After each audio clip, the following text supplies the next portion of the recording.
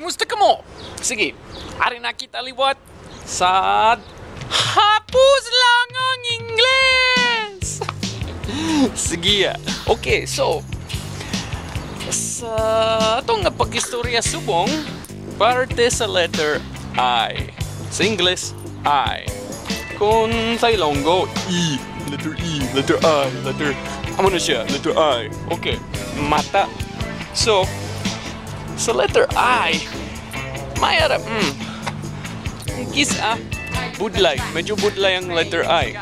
Kay, mayroon pila ka paagi nga dapat mo isiling.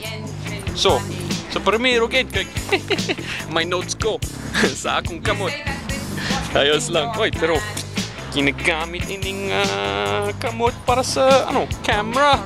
Sige lang. Sagad-sagad ako. Okay.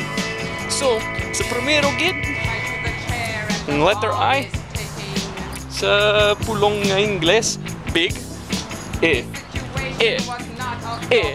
I, big, dako. Amo na siya. Ay.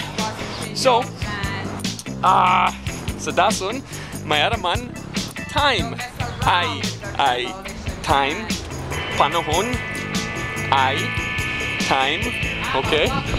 Dason, may araman, kung kisa, ang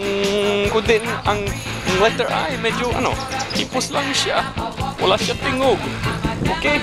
Try sa pulong again. Again. Liwat. Again. Sa din ang I, dara. Budlay. Kung kisa. Okay. Pero, hindi siya budlay kay English siya. Hapos lang ang English. Sige na. Hapos lang yan siling ko.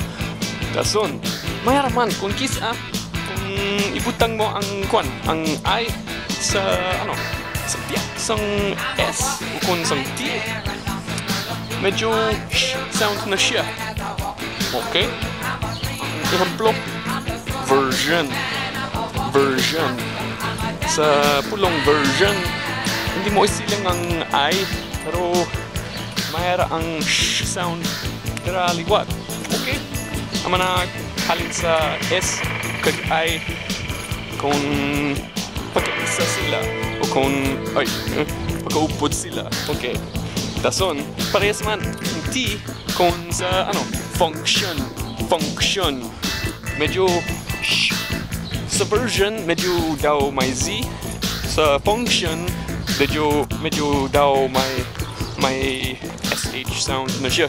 Mag-istorya kita parte sa nasa iban nga adlaw. Pero para subong amo na lang ang istorya naton parte sa letter I.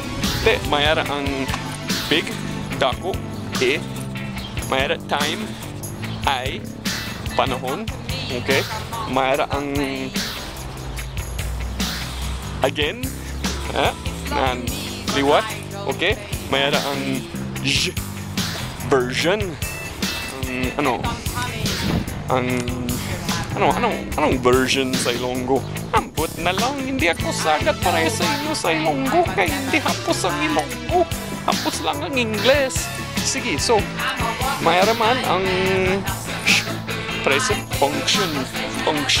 Okay. Ano na lang siya? Insiling ko kagina. Siling ko liwat kagisiling ko.